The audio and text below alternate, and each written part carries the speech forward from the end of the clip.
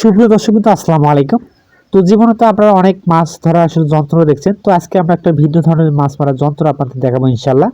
তো সেই যন্ত্রটা কিন্তু আসলে আমরা ছিকল দিয়ে আসলে বাঁধিয়ে রাখছি। তো বাঁধিয়ে রাখার কারণটা হচ্ছে এই পাশ দিয়ে কিন্তু মানুষ আর কি চলাচল করে থাকে।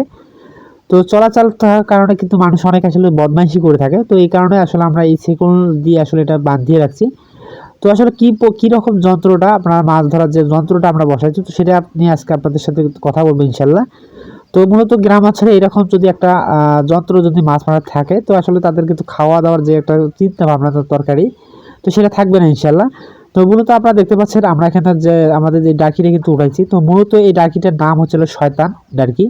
তো গ্রাম অঞ্চলে আর কি বলে থাকে এটাকে শয়তান ডারকি। তো আসলে শয়তান ডারকি কেন বলা হয়, তো আসলে সেই কথা সেটা নিয়ে আসলে কথা বলবো ইনশাল্লাহ। তো এখানে আপনারা দেখতে পাচ্ছেন যে জালটা যেটা আছে, তো এখানে জালটা যদি আমরা আসলে বসাই, সেই বসাইলে সেই জায়গাতে ছোট বড় যত মাছ আছে আর কি আছে, তো সম্পূর্ণ মাছ আর কি এই জালটাতে আসলে ধরা যায় আর কি। তো এই কারণে এটাকে বলা হয় শয়তান আর কি। তো ছোট থেকে ছোট মাছ পর্যন্ত এটা ছাড় যায় না। তো এই কারণে এটাকে বলা হয় শয়তান আর কি। তো গ্রাম অঞ্চলে তো আমাদের এদিকে এটা শয়তান আর কি বলি আসলে এটা পরিচিত।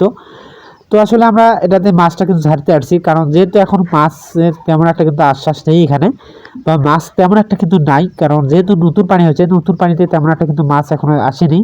তো কিছু কিছু আর কি আছে, কারণ যেহেতু আমরা টার্কিটা দিনে বসেছি, মূলত মাছ যদি থাকে তো বোঝা যাবে তখনই, তখন রাত্রি থেকে যখন বসানো থাকবে, তো সকালের দিকে যখন আমরা ঝাড়বো তখনই বুঝতে পারবো যে আসলে মাছের কীরকম আবাসটা হয়েছে।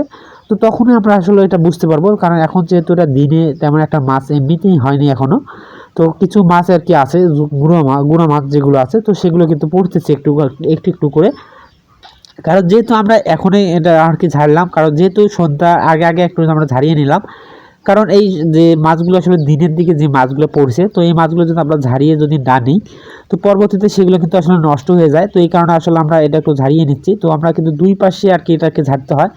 তো এক পাশেও কিন্তু ঝাড়া যায়, কিন্তু এক পাশে ঝাড়তে গেলে বড় পুরো জালটা আর কি ওঠানো লাগে। তো এই কারণে আসলে আমরা এটা এইভাবে আসলে দুই পার্ট দিয়ে আসলে আমরা ঝাড়িয়ে নিলাম। তো এখানে যে বাঁধিয়ে কিন্তু রাখা হয়, তো এই বাঁধনটা খুলে কিন্তু তারপর মাছগুলো একটু ঢালিয়ে নিতে হয়। তো আসলে এটা তখনই দেখতে মজা লাগে যখন আসলে প্রচুর পরিমাণে মাছটা আর কি ধরে বা জালের ভিতরে ঢোকে। তো এখন কিন্তু তেমন একটা মাছ এখানে নাই, কারণ যেহেতু নতুন পানিতে এটা বসানো হয়েছে, জালটাও কিন্তু আমাদের নতুন। তো এটা আমরা মূলত যে ছিকলটা আপনারা মূলত দেখছেন, তো মাছ কিন্তু তেমন একটা পড়েনি। যাই হোক, তো আমরা আসলে এটা ছিকল দিয়ে বাঁধিয়ে রাখার কারণটা হচ্ছে আমাদের এর আগে কিন্তু একটা জাল হারিয়ে গেছে, কারণ যেহেতু এই পাশে দিয়ে মানুষ চলাচল করে থাকে। তো এই কারণে আসলে আমরা এটা বাঁধিয়ে রাখছি যেন আসলে হারিয়ে যেন না যায় সহজে। তো এই কারণে আমরা এটা বাঁধিয়ে রাখা মূল কারণটা হচ্ছে। তো কারণ এই জালটা কিন্তু অনেক দাম আর কি। তো দাম হওয়ার কারণে আসলে এটা বারবার কিন্তু কেনা আমাদের পক্ষে সম্ভব হয় না। তো এই জালগুলো কিনতে গেলে কিন্তু প্রচুর আর কি 2-3 হাজার মতো টাকা লাগে। তো এই কারণে আসলে আমরা এটা খুবই আর কি সচেতনভাবে আর কি নিয়ে থাকি, কারণ যেহেতু আকাশের অবস্থা তেমন একটা ভালো না, ঘুরি ঘুরি কিন্তু বৃষ্টি আর কি বইছে। তো এখন যেহেতু আমাদের ঝাড়া শেষ, আজকে আমরা রেখে দেবো, আর ইনশাল্লাহ দেখবো আমরা কালকে কীরকম মাছটা পড়ে, তো সেটা দিয়ে আপনাদের সাথে কথা বলবো ইনশাল্লাহ, বা ভিডিও দেখার চেষ্টা করবো ইনশাল্লাহ। কারণ যেহেতু নতুন পানিতে কিন্তু নতুন নতুন মাছের একটা আমদানি হচ্ছে। তো এই জালটাতে কিন্তু এত পরিমাণ আসলে মাছ ধরে, তো মাছ থাকলে হয়তো আপনারা বুঝতে